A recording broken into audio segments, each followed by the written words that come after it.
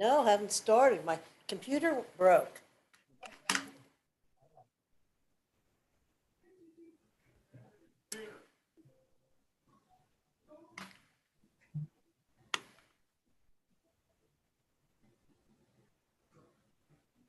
All right,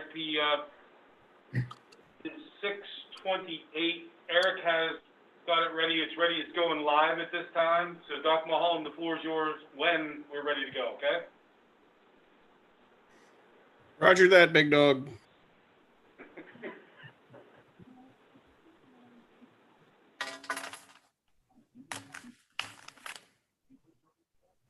Did Attorney Willett make it online yet? There. Aha, Yes. there she is. Very good.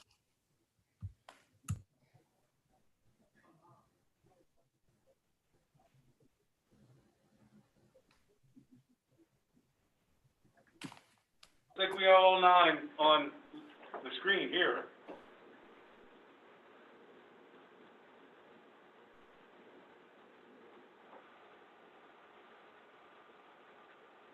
There's 3 people watching. Including you. No, I.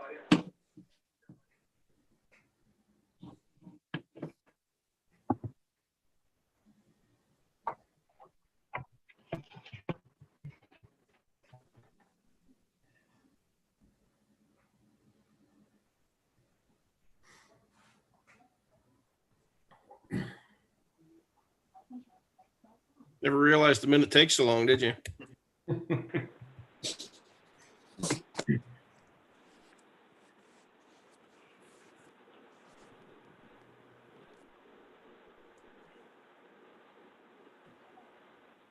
Eric, do you have that phone number handy for? Okay, there we go, 6:30. So if you'll stand with me to salute the flag and then remain standing for a moment of silence. I pledge allegiance to the flag of the United States of America and to the republic for which it stands, one nation, under God, indivisible, liberty and justice for all. Thank you very much. All right, Mrs. McGarvey, go ahead and call the roll, please. Richard Creek. Here. Brenda Dubler. Here. Jeffrey Gallagher. Here. Richard Gates. Here. Kenneth Messer. I see. He said here, but it didn't. Okay. Here. Dr. Andy Mulholland. Here. Theo Sinclair.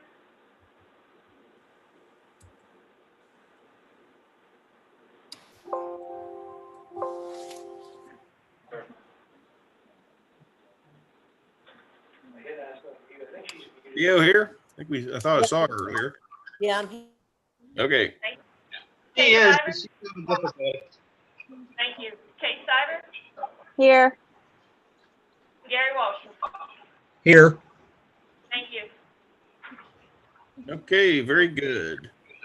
So we'll move into presentations of students of the month. Mr. Stacy. Well, because of this special COVID meeting, we did not bring students of the month because we didn't want to bring extra people in. So We'll move right along then. Guess the student representatives aren't here either. So I guess we can cruise right into committee business. As I dig up my committee things here. Aha. Okay, so we'll start with the athletic committee. Mr. Wallstrom. Okay. Number 1, we're looking for consideration to approve Katrina Smill as an athletic volunteer for varsity boys basketball and Christy Braniff as an athletic volunteer for junior high girls basketball. Consideration to approve the resignation of Bill Dubler as head varsity wrestling coach. Consideration to approve Brian Storm as the 2020-21 head varsity wrestling coach. Consideration to approve David Campbell as the 2020-21 assistant varsity wrestling coach. consideration to approve Joshua Irvin as the 2020-21 head junior high wrestling coach, pending receipt of all required paperwork. That is all. Any questions or comments on athletic committee business? All right, none being heard. Let's move into personnel. Number one, consideration to retroactively approve the resignation of Teresa Hawkenberry as a paraprofessional effective 11/13/20. I have a number two. Hang on a second.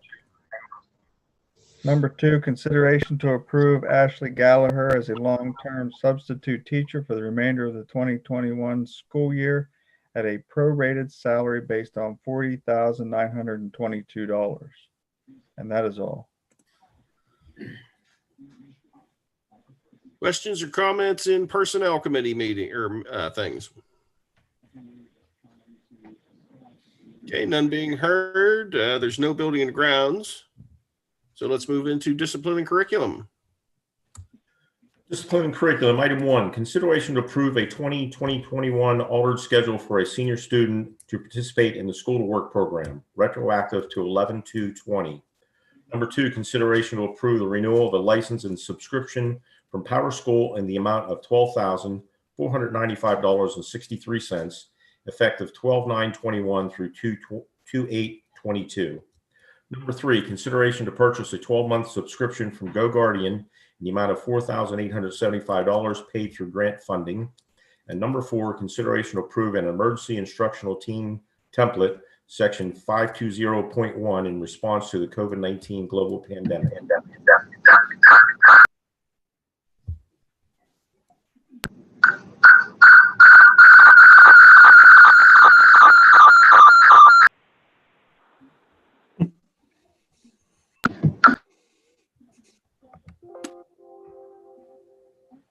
Okay. So any questions or comments under discipline and curriculum? Everybody froze up there for a second. Just a second. All right. Okay, nothing being heard. Let's move into finance, Mrs. Dubler. Looking for consideration of the following items. Number one, consideration to approve treasurer's report dated 10/31/20. The blue copy is attached. Number two, consideration to approve accounts paid totaling $536,185.61. The pink copy is attached. Number three, consideration to approve outstanding accounts totaling $74,848.96. The green copy is attached. And that's all. Any questions or comments in finance committee?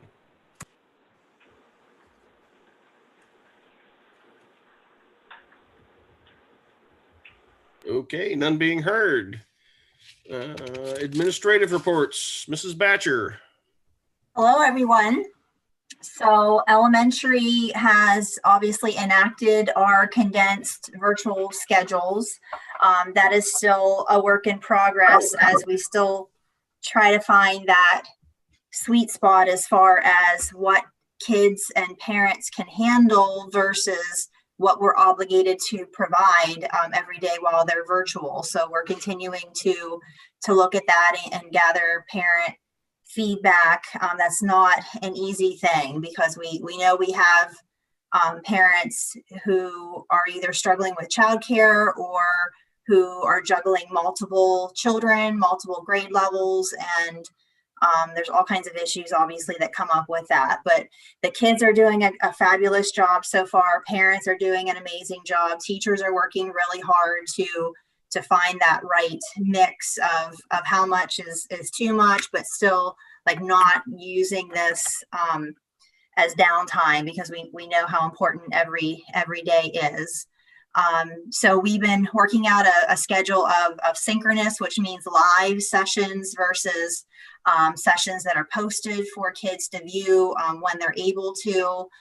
Some kids still need paper packets. We still have not a large number, but we still do have some students who don't have internet.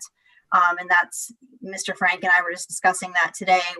There aren't a whole lot of options that we can provide that are really easy answers. So, so for now, we're doing paper packets for those kids who don't have internet. We do have a handful. When I say a handful, probably a dozen, maybe 18 kids, for example, for the last 2 weeks who have done nothing.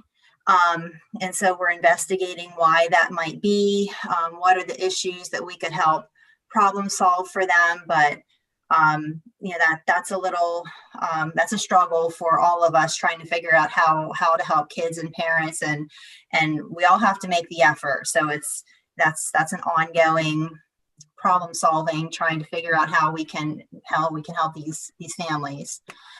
We did get some of our new devices in. I'm sure Eric will tell you, we did get some of our new Chromebooks that went out to 5th grade. We got our new Chrome tablets for K through 3, which literally happened the day before we shut down. So we're not quite ready to hand out those Chrome tablets yet. The teachers and I met and we decided, because everyone has a device that needed a device. Anybody that needed something, we did give them a ThinkPad. Those are those older machines, but they do work and they're sufficient. We're going to hold off giving them those newer machines until we see what happens after Thanksgiving. If this virtual situation continues after Thanksgiving, we might be having them swap out the older ThinkPad for the newer device. But right now the teachers just got them in their hands. They're learning how to use them themselves and getting those set up for students. So that's an ongoing learning curve there. And that's pretty much it. We're working away. Okay, thank you very much. Mr. Stacy, secondary report. Yes, we actually today rolled out a new schedule for the high school remote learning. Basically, especially after the elementary school went out and we started having more siblings at home, we kind of felt like we needed to alter what we were doing a little bit to help parents and students manage that time. Because up until that point, we were going synchronous all day long, every day. And we started to find that has become somewhat of a strain. So we actually, I did a survey with teachers and what they thought would work, and I kind of came to a compromise that we are going to continue synchronous learning on Monday, Tuesday, Thursday, and Friday. And we're going to use Wednesday as a review, makeup, some sort of, you know, anytime if they need help. We've set up office hours for every teacher on that day, excuse me, that students can log in with that teacher and get extra help on things. And I rolled that out today. We also cut down our advisory attendance to Monday and Friday. So they kind of get a check at the beginning of the week and a check at the end of the week to see how they're doing. We do have our share of kids that are not logging in, and it's not a big number, but we have a few, and so we've been investigating those, trying to figure out what the problem is. We did start sending home some packets to people that do not have the internet. But actually, I have to say, you know, our teachers have done a fantastic job of keeping the teaching. The kids are asking questions and interacting with the teachers, and you know, it's not easy, but I think that given the circumstances, the teachers have done a really nice job. Okay, thank you, Mr. Stacy. Mr. Kozak, secondary report. Just briefly, so we've been using this software program called Guardian, and what it does is it enables the teachers as well as administration to monitor student use of district equipment. So anytime that there is potential misuse, a report is generated and sent to Eric Frank, and then he sends it out to the principals in the buildings. We've been making some phone calls and talking with some parents, informing them of things that their students are doing when they're not watching, and that kind of thing. So it has been useful to help keep people on track, as well as keep parents informed of what's going on. That's all.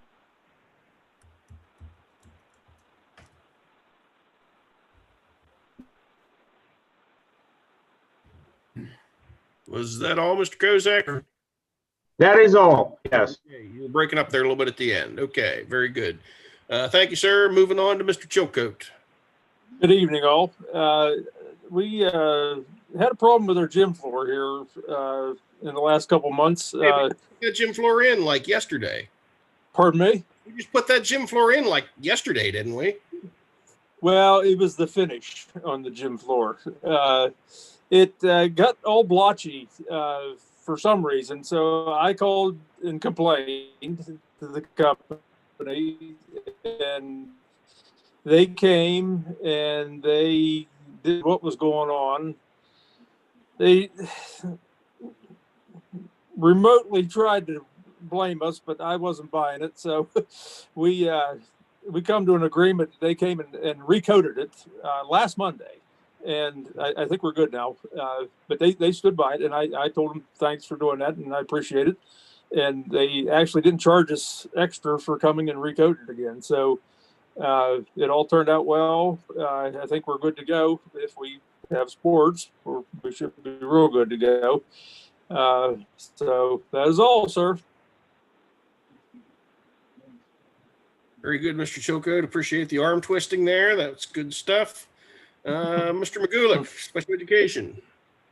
Yes, sir. Sorry about my noisy introduction there, or entrance.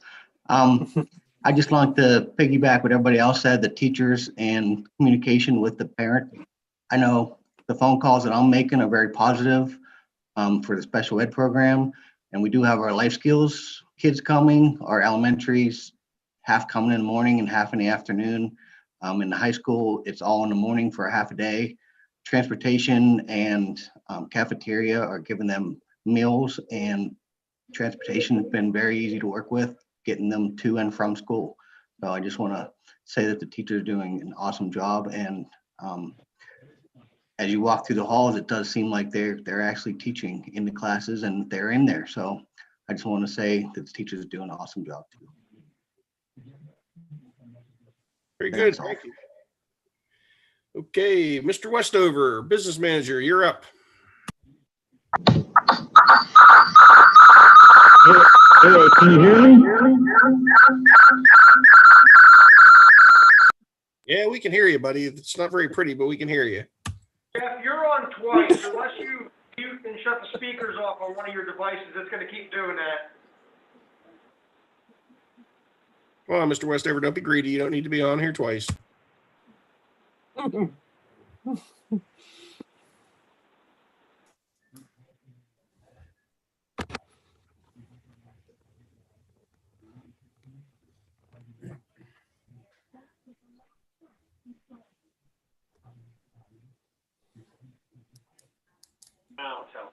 Hey, Jeff, unmute the one that has your video.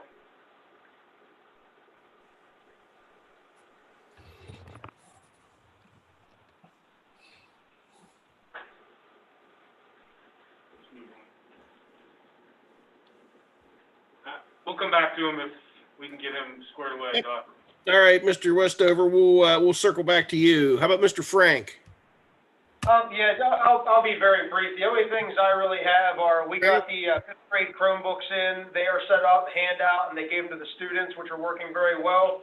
We got the K through 3 tablets in. They have also been set up. The cases have been put on them. They've been handed out. We are currently in the process of making instructional videos for them to send to the kids so they can know how to use them properly from a parent aspect and a teacher aspect. And aside from that, I mean, we've been imaging ThinkPads and just kind of trying to keep everybody afloat. But so far, it seems to be going pretty well from what I'm seeing from a parent and a school district employee. So. Very good, sir. Thank you much. Food services, Ms. Sharp. Hi. We are, as far as the end of October, about $12,000 over budget right now. That is attributed to the higher reimbursement rate. and managing the program efficiently. I've been working with the staff and helping them understand what makes a reimbursable meal, which we're handing out on Mondays and Wednesdays, including the weekend meals. Our a la carte is down, but that is obvious that we can't really do too much about that right now. And we're down a few students for breakfast and a few for lunch as far as the budget goes, but that is because we're out on virtual learning. So revenues were over budget, I assume is what you meant? Yes, we're over like 12,000 as far as the end of October. All righty, thank you very much. You're welcome. Mr. Westover, are you back with us there?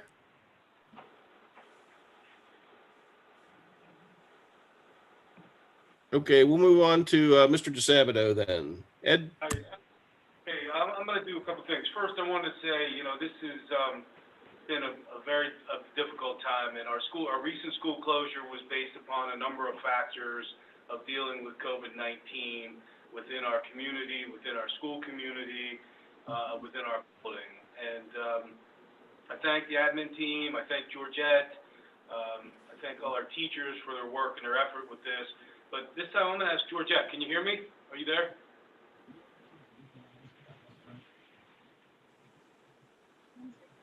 Yep, I can hear you.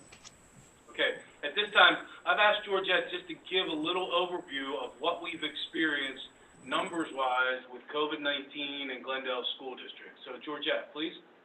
Sure. Good evening, everybody. So I'm just going to start with our first case that came up, which was October 30th. Since October 30th, we have had 3 staff test positive. 1 exposure was to a family member. The other 2 were unknown. We had 2 in the elementary and 1 in the high school. We have had 14 staff quarantined as a result of exposure at school. We've had 7 in the elementary, and that was through contact with a positive teacher. We've had 6 in the high school, and that was contact with a positive student and volleyball player. And we've had one trainer. We've had 4 staff quarantined after exposure to a positive family member. We've had 9 staff out sick and pending test results. We've had 7 staff out waiting family member test results. And then we've had 6 kids test positive, 3 in the elementary. 1 was asymptomatic who was just tested pre-surgery, 3 in high school. We've had 103 students quarantined after exposure at school, 62 in the elementary, 41 in the high school. We have had 24 kids quarantined after exposure to positive cases in their family. And last but not least, we have had to do complete contact tracing for the Department of Health for the 2 cases that occurred in school. And that's it. So it's the real difficult part for us is going to be staffing. As we have positive cases within our staff, it does cause other staff members who have been in close proximity of those other teachers to quarantine. And we are limited with subs. And so it enables us to go to the virtual model so our teachers, if they're still well enough, can do their job from home and provide instruction, which leads us to where we are today to this particular situation. So Eric, could you just put up that slide for me, please? We're looking at some templates of screenshots of data that we're reviewing on a regular basis. And this is broken down just for our school district. It's the actual school district that you can see on your screen. You can see the 28% of positivity rate, 28.42 positivity rate within our district. If we could just drop down below that, we've got a real spike in our close community of people being tested positive in our community right now. And we can break it down by zip code in the Glendale School District. This is the data that we're looking at every day.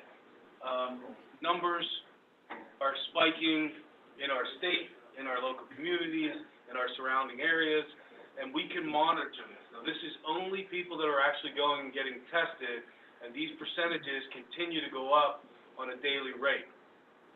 We have been contacted by the State Department of Education, and Glendale School District and Clearfield County is now in the substantial rate. And they recommend if you continue in this substantial category, that you continue to offer virtual education if these numbers continue to spike. We are in week 1 of substantial. It is a local decision, and we'll continue to use local data here. But if we have local cases that make it into our building, it's going to be extremely difficult for us if we have high percentage of kids quarantined and a high number of staff quarantined to do our job in face-to-face instruction. And we're looking every day at this. I see a number of schools in Clearfield County are now virtual till December 2nd, exactly like us. I am hearing from surrounding counties, there is ongoing talk because of rising cases of extending virtual learning opportunities after the December 2nd. I'm not there, don't have data at this point. And our problem is when we're out, we're not getting all the data we need from our local school community. We don't know if there's a positive case within a home and students in that home or around moms and dads that are positive and then would bring it to school. So sometimes we don't get that data if we're not here. We'll continue to monitor that, everybody. It's not an easy process. Georgette is in constant communication with the Department of Health. We're meeting regularly as an admin team and consulting with professionals in our community and on our board to make the best possible decision we can for the safety and well-being of our students, our community, and our staff. And it changes daily, it changes hourly, everybody. It is our intent to come back December 2nd. I will have to monitor that data to see if we are able to do so on that date. And I wish I could give you something more concrete, but it's just changing by the hour. And I'm sure, Doc, you can talk a little bit about that for me, please. Yeah, I mean, we're obviously experiencing a spike here. We're experiencing a big spike in Blair County as well. COVID's finally made its ugly head, reared its ugly head here, and it's gonna burn its way through, just like it has in other places. We were lucky for a long time. We really didn't have much for whatever reason. It's here now, so we're gonna see a spike, but we're also gonna see that spike fall off at some point. When that happens, I don't know yet. I'm not overly optimistic about December 2nd, but I agree with Ed. We just have to wait and see what the data looks like when the time comes and make that decision as we go. Thank you. That being said, everybody's favorite comment and question now is, what are we going to do about winter sports? And as of when we're out for this closure, we are not allowing practices until December 2nd. And Clearfield County has decided to stay until December 2nd to monitor whether or not they can begin practices on that date. The actual first day of practices should be this Friday, November 20th, and our first game should be December 11th and 14th. Mr. Matchok, correct? That is correct, yes. My recommendation this evening, and I'd like to have a conversation, is to keep practices out and off until December 2nd. Consistent with Clearfield County. PIAA is having a meeting tomorrow in Harrisburg, which they're discussing the potential of postponing the winter season. My information tells me that's not going to happen. It could happen, but we're not expecting. The ICC has scheduled a superintendent's meeting tomorrow afternoon at 1 o'clock to discuss athletics. I heard late this afternoon that the Laurel Highlands has decided to push back athletics till December 14th with a start date of games to January 1st. I know everybody wants to play. I know people want to practice, but got to do everything we can to keep everybody safe. And I think it's in our best interest now to stay out until December 2nd, let them plan on practicing December 2nd unless we get data that tells us otherwise. And we are scheduled, everybody, for our next board meeting December 7th, Monday, December 7th. It's the first Monday of the month. It's the reorganization. At that time, after the reorganization, I would ask that there could be a special conversation about athletics continuing or pushing them back on that particular date. Mr. Matchuk, anything you would like to add to that information? No, that seems about right. There's some other schools that are in the same boat, other than like Claysburg, Northern Bedford, right? Some of those southern schools are also in the same boat we are, and they're not allowing practices. If they're in full virtual mode, no practices or games, only if they go hybrid or full face-to-face are they allowing practices.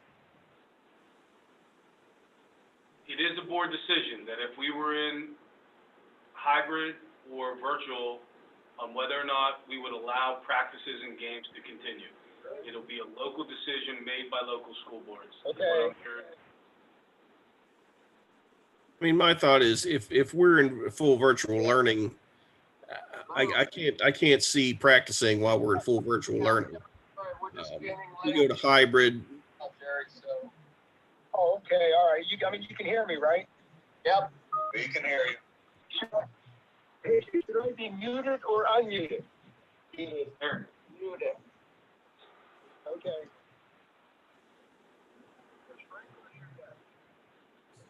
I feel like I'm listening to somebody's CB radio conversation. Who is that? Is that Breaker. Breaker 19? What's your 1020 there, Big Jack? It's a 10-4. Exercise 10-4 there. Well, while Jeff sorts out his mute button here, let's I would say while we're in virtual learning, certainly we're not going to have practices. If we go to a hybrid or, if we're back in school full time, I don't see that's an issue. That the only tricky decision in my mind would be if we're doing hybrid, whether we want to do it or not. And I kind of agree with Ed. Let's see what the data looks like when we get to our next board meeting. Give us a clear picture. I don't want to hold anybody back if it's unnecessary, but I don't want to put everybody into harm's way. Anybody else have any comments on that? Then you click the more, and then you'll see an option to rename yourself. Please type in your first and last name. That way we can make sure that you get credit for the meeting. If I just have the first name. Somebody's buying something on a credit card. Or a Galaxy phone. I have no idea who you are. Bleed through. Just make sure you edit and change first name. So, can we tell them that we would start practice December 2nd? Is that fair to all board members, that they would practice on that day? I think so. I think while you're in, just as Doc said, we're in virtual. Let's hold off till we get back. Yeah, I would say, tentatively we're looking at the 2nd, as long as we're moving forward in some regard. If we're still locked down, or I'll say locked down, but if we're still in virtual at that time, then I don't see us doing it. In the worst case scenario, we would discuss it December 7th as a full board to determine how we go moving forward. Yes. And just real quick, are we going to follow we would follow the same guidelines as not just the high school, but the elementary Is that accurate? I'm sorry, guidelines for practice. For the Practice, same thing, for practices, sports, any activities in the elementary, we would follow both. Both schools would follow the same protocol. No practices, no sports, no nothing until December 2nd. That is correct. Okay. I think that's reasonable, and then when we have more data, and we're meeting on the 7th, I think that we should be able to make additional decisions at that point. Attorney Willett, do we need a motion for that, or are we good as is with this? No, you don't need a motion at this point. Okay. Practices begin December 2nd unless the schedule has been changed, and then we'll address it December 7th. Anybody? All good? Last comments, questions? Okay. Make it so, Ed. Okay, I just want to say the staff's done a great job. I'm walking the halls, I'm seeing students engaged. It's a difficult process. We just say we want to get better every day. We were prepared. We're not panicking, but we are addressing things that are working, things that are not on a daily basis. And that's in both the elementary and the junior senior high. And I think I've been part of some communication of staff sharing ideas and suggestions and working together collaboratively to make this a positive process. It's difficult all the way around. It's difficult for our students. It's difficult for our families. It's difficult for our teachers. And we're trying to do the best we can to blend it all together for a good experience for them. So they're doing an excellent job, and we hope to continue that. So you approved tonight, or you saw tonight, we approved our flexible instructional days. That means we submitted an application to the state that if we have snow days, or when we have snow days, we can do virtual learning and not have to make them up. So we were approved up to 4 days. Mr. Stacy and dispatcher did a great job putting that together, working with department heads. It's been approved, and we will have that opportunity moving forward. I think that's all I have at this time. I will say that if there's anybody out there publicly watching the meeting tonight, when we get the public comments, if you would like to call in, it was posted on the website, the phone number. But the number, if you would like to call in for any questions or comments, is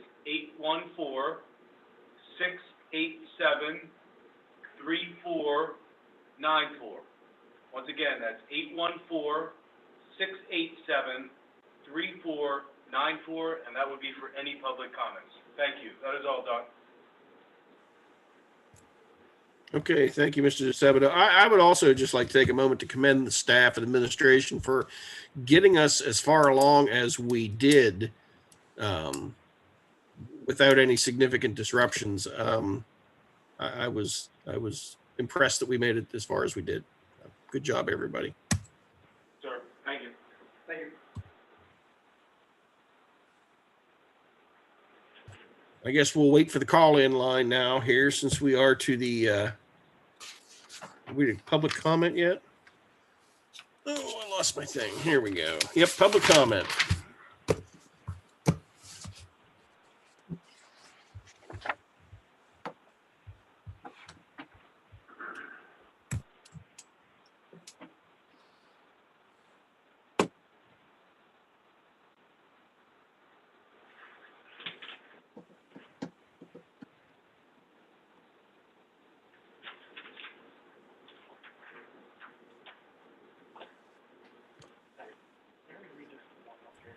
Mr. Frank, you are call screener tonight? Yes, I am. And the phone in my hand is not ringing, and I'm also checking the email, and there's nothing in there yet either. Okay, we'll give him a little bit more time here.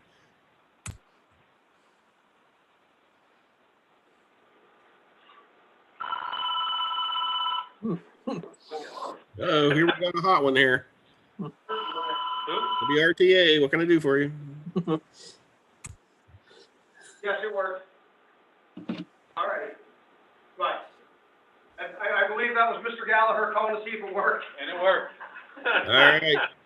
I know, I'm excited for a second. Come on. I thought we had a public comment. I was very, very excited. That was very disappointing. Thank you for checking it though, Mr. Gallagher. I appreciate that. You should have seen the shock on all our faces when that phone rang. Probably more scared than anything. Oh, God, who's calling in? I'd just like to say, while we have a moment, I'd like to comment that Eric does a very good job of answering that phone. If he ever gets tired of the tech gig, he could probably work in the office. I was there. You just saw how fast I picked that up. I heard. Always impressive, Mr. Frank. Always impressive. Thank you. Well, I think we've given the public long enough to comment, so let's move on here. So, does anybody have anything else for the good of the order while we are in the work session? Nothing. Okay. Do we, Mr. DeSabato, do we need to have an executive session in between? I don't have anything for executive session, no.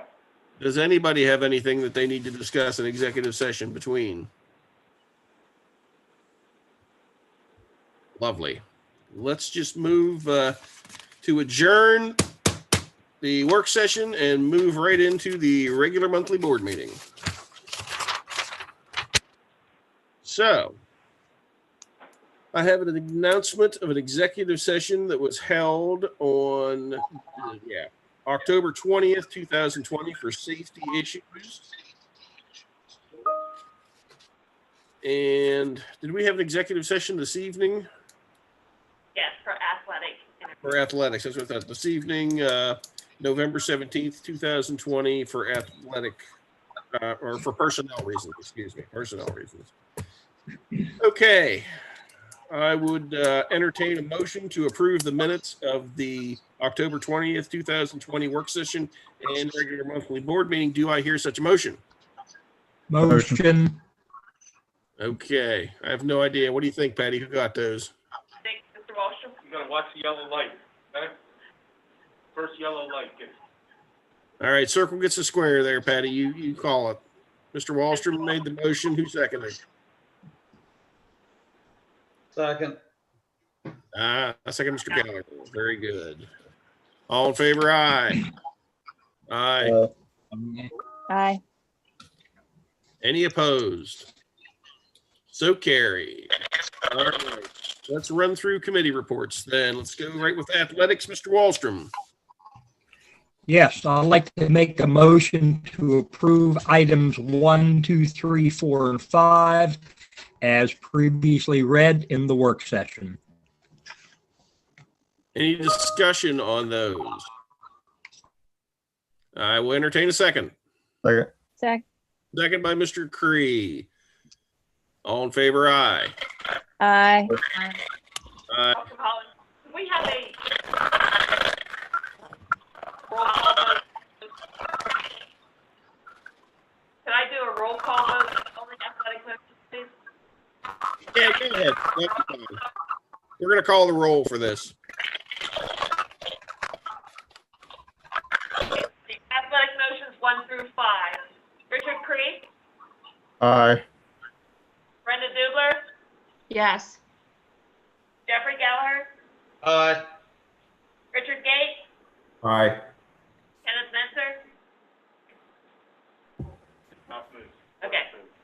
Dr. Mahalan, Aye.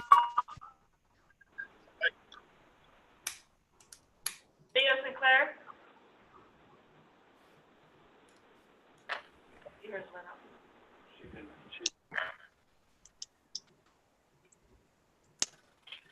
Aye. Thank you. Kate Stiver. Gary Walsh. Aye. Yes. Thank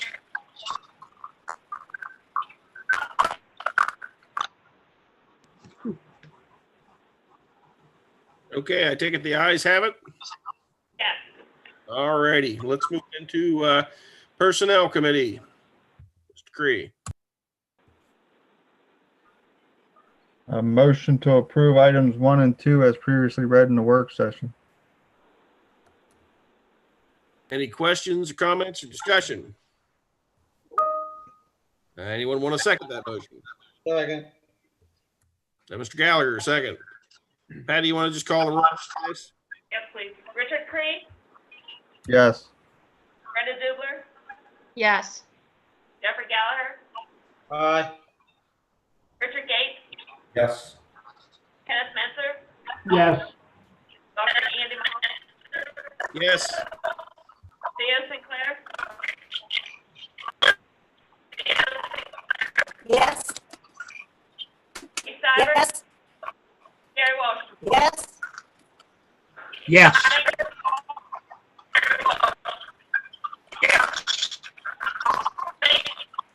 That is all.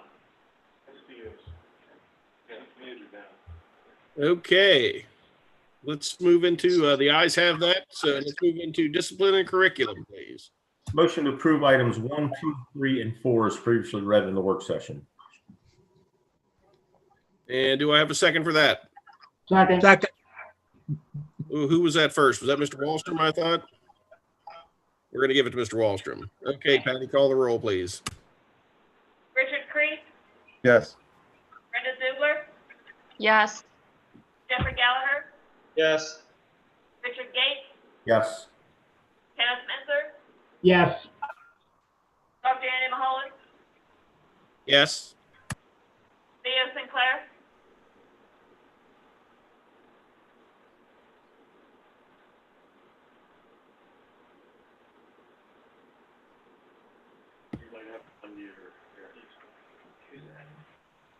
Theo.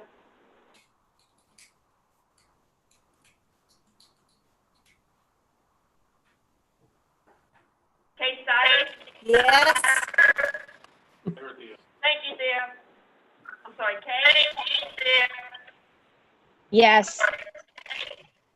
Gary Wallstrom, Yes. thank you, that is all. All right, the ayes have that. Finance Committee, Mrs. Dubler. Motion to approve items 1, 2, and 3 is previously read. Any comments or discussion on that? I hear a second, please. Second. Second. I have no idea who that was, so Mr. Wallstrom gets it again. So, sounded like him, I don't know. Patty, call the roll, please. Richard Cree, Yes. Brenda Dubler, Yes. Jeffrey Gallagher, Yes.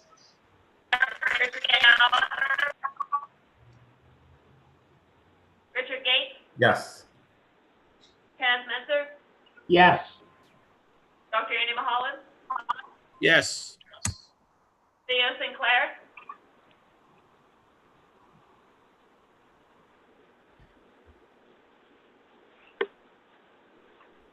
Yes. thank you. Kate Cybert, Yes. Gary Wallstrom, Yes. thank you. Okay, the ayes have that. Is there anything else? I believe anything else on the agenda? Mr. DeSabado, do you have anything else for the good of the order this evening? I have nothing at this time, though. Anybody else have anything for the good of the order before I call for a motion to adjourn this fine meeting? None being heard, I'll accept the motion to adjourn. Motion. Ooh, motion by Kay. I got a second on that? Second. Second by Mr. Menser. All in favor, aye? Aye. Aye. Any opposed? Motion carried. Thank you all. And we'll see you on, what is that, the 9th of December, Ed? So Monday, September 7th. 7th, sorry. See you on the 7th.